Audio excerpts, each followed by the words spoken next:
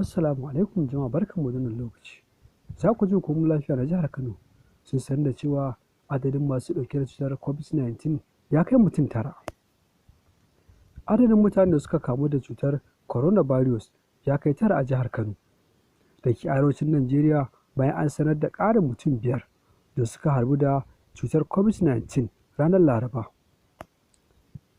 Saƙon da ta wallafa a shafinta na Twitter, ma'aikaciyar lafiya na jihar Kano ta ce zuwa yanzu ƙarfe 10:25 na safiyar Laraba, adadin masu ɗauke da cutar COVID-19 a Kano ya kai mutum 9.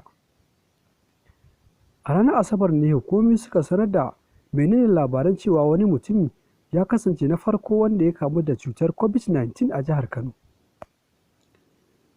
Bayan da hukumomi suka fitar sun nuna cewa mutumin, wanda ke zaune a ƙaramar hukumar Tarauni, ya baro Abuja ne inda ya isa Kano a jajibiyar ranar da za su rufe hanyoyin shiga jihar Kano. Gwamnatin jihar Kano ta yi feshin magani a wurare 5 da mutum ya kai ziyara kafin a gano ya ɗauke da cutar COVID-19. To jama'a, wannan saƙo ne daga ma'aikatan lafiya na jihar Kano.